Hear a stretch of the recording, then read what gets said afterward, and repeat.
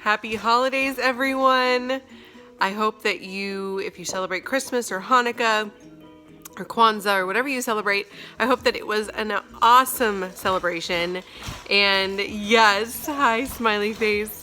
I have an 8-month-old right now staring at me, jumping and bouncing and being as cute as can be.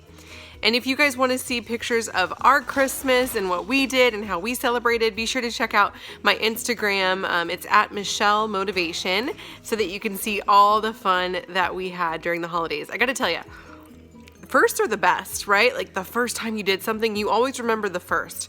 So of course, we will never forget the first Christmas with our son. And our first time showing him the Christmas lights, that was phenomenal. You guys have to check out those pictures. It's gorgeous. And the first time watching him open up a Christmas present, right? Of course, what he wanted to do was just eat the wrapping paper. Speaking of eating, he is eating lots of new things, aren't you? I'm very distracted by you. I mean, yes, I am. He's eating lots of new foods. We finally got a negative. As far as his test results for the bacterial infection. Oh, it's amazing. So the link I'll put below for you guys that shows the product. I'm trying to do a video. You're too cute. The link of what he's been taking, the miracle molecule, I have to say has helped so much, because he took 2 rounds of antibiotics and it did not get rid of the infection. It was after I started taking these specific probiotics. They're not your typical probiotics. You actually can't, they don't break down like other probiotics do. So that's one huge thing that helped a lot. And yes, do you want to add something? Oh, smiles. And then the miracle molecule, those 2 things I was taking, and then I was giving him the miracle molecule. I talked about that a lot in my last video. So if you missed it, check it out. And if you want the links, I'll put them below for you guys. All right, so I officially started sleep training, and there are so many different ways that you can do this. If you just Google it, you'll find all the different methods out there. There's tons, and that might actually do more harm than good because it can get confusing. Some say pick up your baby, some say don't pick up your baby, some say stay in the room, some say touch them, some say don't pick them up. So just really go with your mommy instinct on what approach seems right for both you and your child. And we're going to be doing probably a 5, 10, 15-minute method where I go in and check on him after 5 minutes, then I go in after 10 minutes, after 15. And you don't really go longer than 15 minutes unless they're like on the verge of falling asleep. And if at any point you feel like they're unsafe or they're in danger or they're in harm's way in any way, you absolutely pick them up. You go in there. You should not start sleep training if your child is sick. You know, some people like to get their doctor's approval before they begin.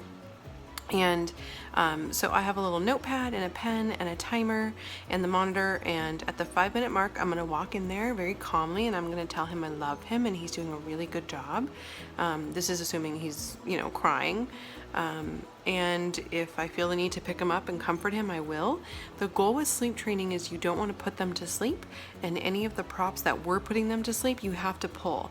So if they're used to nursing to sleep, if they're used to rocking to sleep, the car seat, the stroller, the pacifier, if they're not able to do these things for themselves, then when they fall asleep with you doing those things and they go through a sleep cycle, they wake up out of that sleep cycle. And if you're not in there to do those things for them again, they're going to cry because they need you to put them back to sleep. So the goal here is that he's going to teach himself to fall asleep, and I will keep you guys posted on how it's going. We are in sleep training. We have a little picnic going here. So romantic. A very romantic picnic. We have a bed picnic. We've got the timer going, we've got some food, and it's going good though.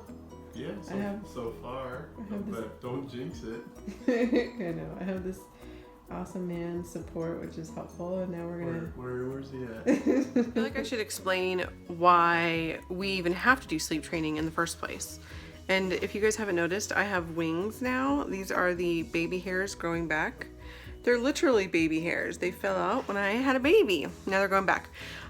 So the reason that I even have to sleep train, because those of you who saw my videos in the beginning are probably like, wait, hold on, he was sleeping really good. So he was sleeping 11 hours straight at night because I have sleep training background. I got him on a good schedule from, day one. You didn't sleep train him from day one, but we taught him healthy sleep habits. And then around the time that he was 8 weeks old, he got his bacterial infection. That's when he started pooping blood. That's also when I went back to work and started bringing him with me.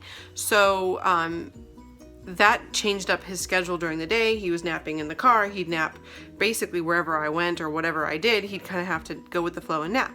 And so between those two things, health and my job, it threw him off pretty significantly.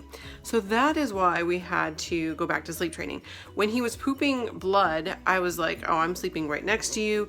I want to make sure you're comforted at every moment. I want to make sure you stay hydrated. So I don't regret what we did. We definitely did the right thing. You have to put your kid's health first. Speaking of the kid, he's clearly not happy that he's not in the video right now. But anyways, so I wanted to make sure he was hydrated and all that. Okay, I will come get you. That being said, you always want to make sure that you put their health first. That's far more important than anything else. It's far more important than sleep training or really anything. Obviously, health is number one. When you are going to do sleep training, make sure that for about the 2-week window that it usually takes to complete sleep training, you're not having a child, you don't want them falling asleep in the car. You don't want them falling asleep, really taking a nap anywhere else except for the location and the time that you're training them to sleep. Do not start sleep training if your child is actually cutting a tooth. So kids are teething for the first 2 years of their life. So to say not to do it when they're teething is kind of like, well, it's a little impossible. But you do want to avoid sleep training when you can see the ridges are starting to come up through their gums. That's when I would not recommend sleep training. Bless you. Every time the sun hits my son's face, he smiles. He sneezes, which makes me smile. It's kind of funny. All right, let's talk about how sleep training is actually going. So night one, I put him to bed. At 7:18, I did a check-in 5 minutes later, 8 minutes later, and 11 minutes later. And the reason I did that was because he screamed, but it was like, I'm so mad at you kind of a scream. It wasn't a like, oh, this is the worst thing ever. I'm so gonna be scarred. And I was actually really happy. Sounds funny, but I was happy that he was crying the angry cry because that was easier for me to hear and it was justifiable, right? Like he's mad because what he wants to do is nurse to sleep. That's been working for him, but it's not working for us anymore, right? So when he was mad, I walked in and the first check-in, I just gave him some love. And what I mean by that is I picked him up, I hugged him. I said, I know that this is hard. You don't quite understand what's happening. I love you so much. You're learning how to be more independent as a sleeper. And I'm gonna come check on you in a few more minutes. You're doing great. And I put him back down, I walked out. I did the next check-in, was 8 minutes later, and I just rubbed his head for a minute. And I said, I love you, and I'm gonna come back and check on you. It's time to go night-night. Go night-night, baby boy. And so night-night is like the key phrase that I keep using with him so that he'll start to link that. And then I have a lovey for him. As long as your lovey's breathable, that's all that matters. You want it to be safe, of course, but I've been using a lovey with him and I use it when I nurse him. So it's like, this is the special thing. And I make sure he has it when I put him in his bed. So he has like what they call a mommy symbol. And I give him that when I did that check-in. And then 11 minutes later, I did a check-in and I didn't touch him or pick him up. I just leaned over and I said, Mama's right here. And I know that you can do this. I love you so much. And I'll come back and check on you if you need me to. Go night-night, please. And then he was asleep in total 37 minutes after the point that I put him down. And okay, so then he woke up crying at 8:35. It's totally normal for them to go through a sleep cycle and wake up and cry. And my husband did the next round. So at that point, he did a 5-minute check-in and then didn't have to do a 10-minute check-in because he put himself to sleep in 12 minutes. I do dream feed him. I'm doing 2 dream feeds every night. You can choose to wean, you can choose to dream feed, you can do one or the other, you can do both, you can transition from one to the other. It doesn't really matter. It's do what works for you. And so I want to do this in as loving of a way as possible. And he's used to co-sleeping and he's used to nursing throughout the night. Are you eating that toy? Yeah. And so because he's used to doing that, I want to give him an opportunity to phase out of eating throughout the night instead of just pulling the plug instantly. But some people do that and that's fine, whatever works. So I do the dream feeds, and then at a quarter to, well, let me talk about dream feeds really quick before I move on. So a dream feed can be either a bottle or a boob, and the idea is you go into their room, you feed them without them waking up, and then you keep them asleep the best you can so that you know when they're waking up it's not because of hunger. And also it's not confusing to them if they wake up and sometimes you feed them and other times they wake up and you don't feed them. That's confusing, so that they don't know, like, why do I sometimes get picked up and fed and sometimes I don't. So when you do a dream feed, they're just full. They probably don't even know that they got fed. They just know that they feel good. And then you can rule out hunger for those crying wake ups. And that was a key for me. Okay, so after the dream feed, he put himself back to sleep when he cried at 9:48 in under a minute. He woke up close to midnight, and he was kind of more like complaining than anything. He put himself to sleep at that point. I lied. He did not put himself to sleep right away. He woke up at midnight. 10 minutes later, he was just kind of whining, so I didn't check in. You don't want to do a check-in when they're starting to put themselves to sleep or they're not exactly needing, a check-in just yet. So the whining I didn't go in for, but he was screaming at 12:30, and so I walked in there and I just said, "What's going on, baby boy? I'm right here. I just want you to know that, and I love you. It's time to go night-night." When I walked out, he amped it up, like he was really mad at me for not picking him up, but put himself to sleep 10 minutes later. So from the time that he woke up to the time that he went to sleep was 44 minutes. But it wasn't 44 minutes of crying. I think that's important for people to realize. It's not just constant crying necessarily. Then he woke up at 3:16. I did one check-in, and other than that check-in, he put himself back to sleep. And he put himself to sleep in less than 20 minutes that time. I did a dream feed at 3:45 a.m. and then he was awake around 6:30 a.m., which is pretty normal for him. Yeah, right? Would you like this? Yeah. Oh, I know. He would like the pen in my hand, which he's not gonna get, so he's gonna protest a little bit. I do have some awesome tips, at least I think they are. So I'm gonna go over those last because those are juicy nuggets. Night 2, I put him in his bed at 6:43. He put himself to sleep in 11 minutes. He then woke up at 8 o'clock at night, but just kind of fussed around in his crib, put himself back to sleep in 1 minute. I dream fed him at 9:40. And then, this is where I made a mistake. I was supposed to do another dream feed 5 hours later, because that helps with your breast milk supply. For those of you who are breastfeeding, you want to either be pumping or breastfeeding no more than like every 5 hours. So don't go longer than that. You can pump more frequently if you want to, but you don't want to go too long to where you lose your supply. I was supposed to go in 5 hours later, as I mentioned, for my supply, and because he's used to eating, but I slept through my alarms. And then he woke up at 5 a.m. hungry and crying. And so my boobs were rock hard at that point. I'm like, okay, we're starting the day now. So I picked him up and said, "Good morning, you did great." And on that day, he ended up taking 3 naps because he did have such an early morning. And so sometimes that happens when you're adjusting. It won't be a new thing that they take 3 naps a day or they take an additional nap. It's just while you're getting things kind of adjusted. Okay, so then let's move on to night 3. I put him in his crib at 6:38 p.m. And I keep, my hair's getting everywhere. I keep notes on a clipboard or a notepad because I like to really know that we're making progress, and I recommend you guys do the same thing.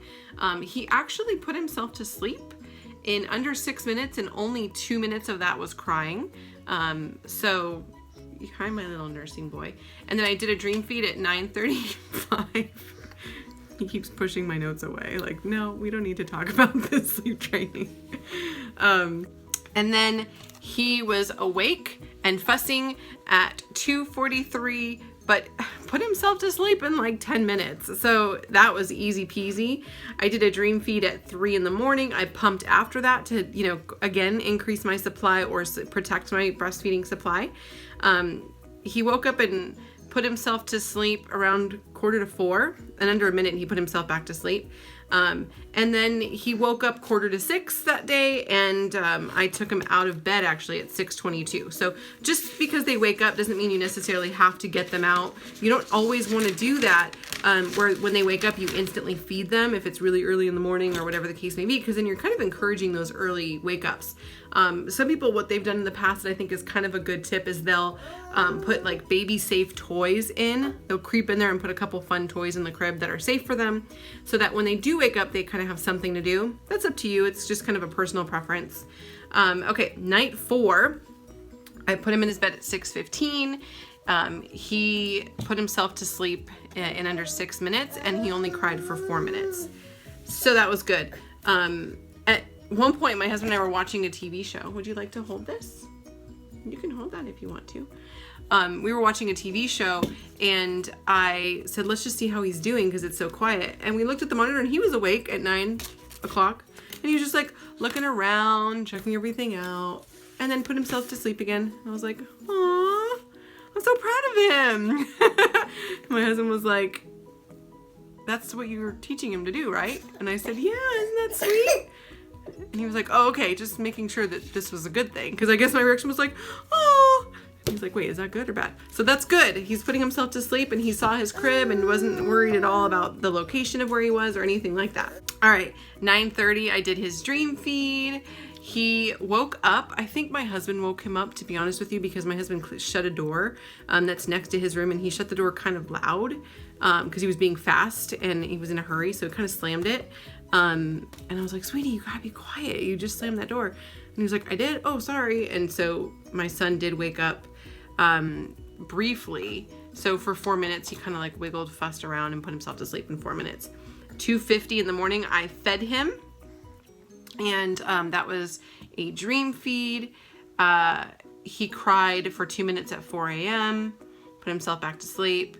At 5:33, he woke up crying, fussing, but I did not get him till after 6 in the morning because, again, I don't want to encourage the 5:30 a.m. feeds or wake up. So he hung out in his crib for a half hour, and that gets us to where we are today. So keep watching if you want these hot tips. I'm going to give you some side notes, things that worked for me, and special tips that I think will be helpful to you as well. All right, guys, here are some side notes I'm going to be looking over so that I don't forget anything or leave anything out. I want you guys to have all the juicy nuggets.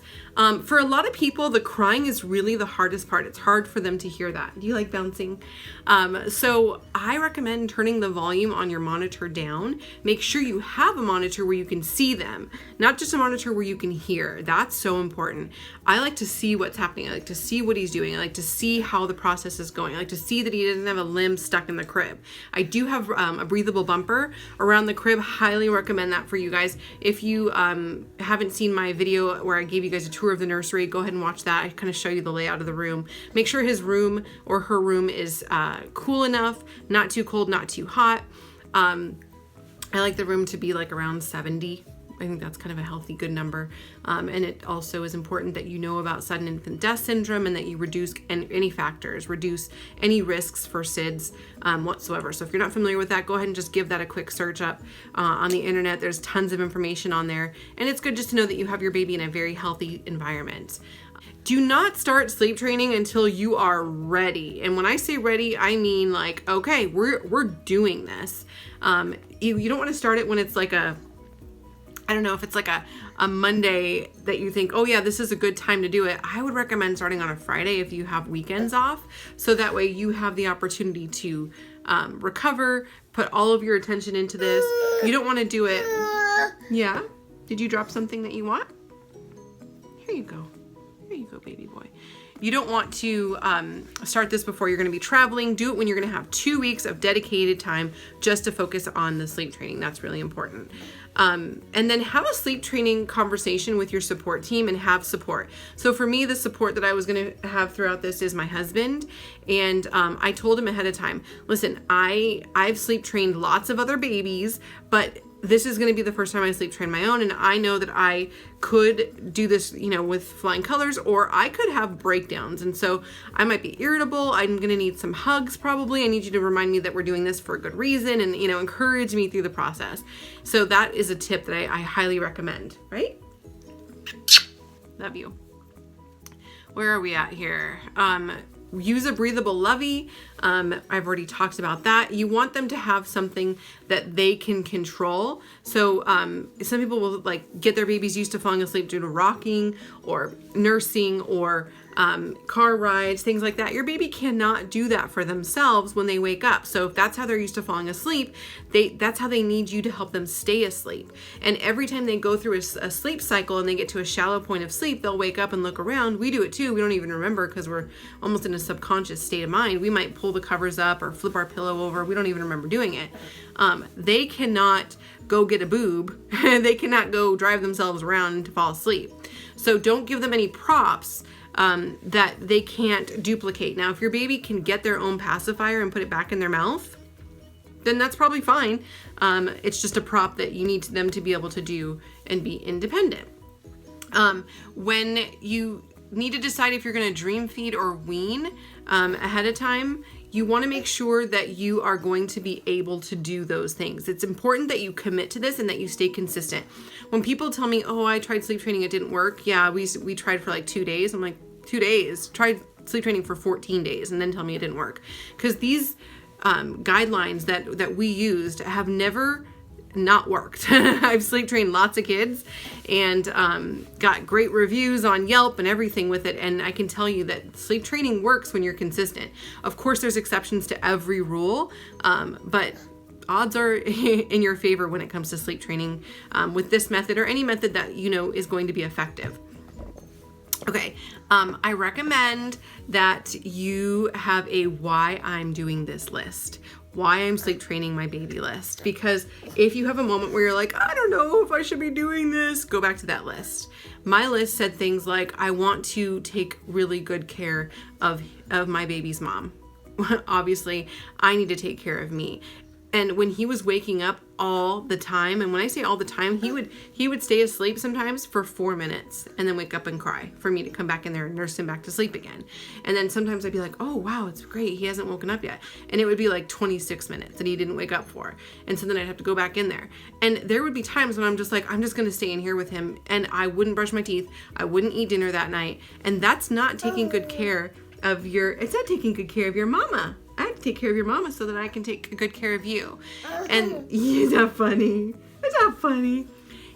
When you get on an airplane, the flight attendant always says, in the event of a crash or in the event that the oxygen masks drop for whatever reason, put them on yourselves first, parents, before you put them on your kid, because you can't take care of your kid if you don't take care of you.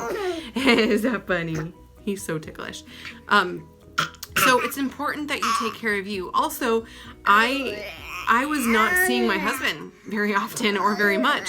And I want to always have a healthy marriage. And so for us, sleep training helps us have a healthy marriage. It helps us sit down and eat dinner together. It helps us sit down and watch our favorite shows, have conversations about our day together, have one-on-one time without baby needing us. Baby. That's funny. I think you also want to remember what the crying means. So when you hear that crying, it's not that they're like, oh, I'm in so much pain. It's not that. It's not, you're torturing me and I'm going to need therapy for this. It's not that. It's just them saying, hey, I don't understand what's happening because you used to always nurse me, right? You used to breastfeed me and you're not.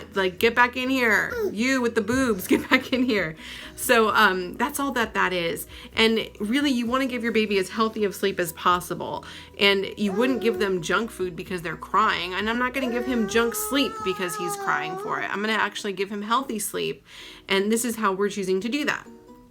Okay, so you may need to add a third nap if there's an early wake up. I showed you guys how that sometimes happens on day 2 as an example. Routine is super important. So our routine every night is I read him Goodnight Moon, and after I read him Goodnight Moon, I feed him, whether it's bottle or breast.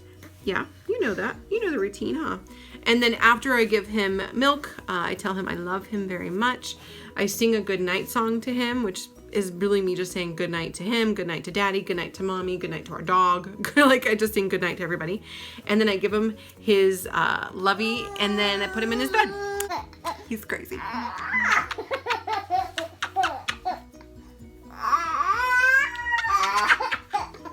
How is mama supposed to do a video? Okay. Ah! Yes, I'm trying. Wow. Gentle. I'm trying to do a video. I'm trying to do a video. I'm trying to do a video. So routine is important, and you want it to be a routine that is over in like 15 minutes or so. I say 15 to 30 minutes, honestly. Woo! I just wanted to share with you guys that if you look back at the last 4 nights for us, he's only eating once or twice throughout the entire night. He's in his bed for roughly 12, between 10 and 12 hours, more like 12. And his wake-ups are very short and brief. And what happens over time is that those wake-ups stop. They just don't even wake up anymore. Oh my gosh. Do you see the challenge of making a video these days? There is a super cute, happy giggler, and I'm very distracted by that, by his extreme happiness. You're just the happiest boy. Yes, you are. So this is the perk, guys. Once they're well rested, they're super happy, and they can focus on things. They can pay more attention to things. It's so good for everybody. And then you have the energy to keep up with them and to do fun things too. So it's a win-win all around. Stick with it, you guys. If you have any comments, questions, comment them below. I love hearing from you. If you have a different method, or if you're trying this method, reach out. Let me know how it's going, and I wish you guys nothing but the best and send you lots of love. So that's it, guys. I hope this helped you. If you know someone who needs help, they're desperately sleep deprived, share this video with them. I feel like it's something that a lot of people have questions about or want tips on, and these tips have helped lots of people. Hopefully they help you as well. I am so glad that he's doing as good as he's doing. You're doing so good. All right, guys, thank you so much for watching. If you have not subscribed, please be sure to do so, and we'll see you next time. Bye.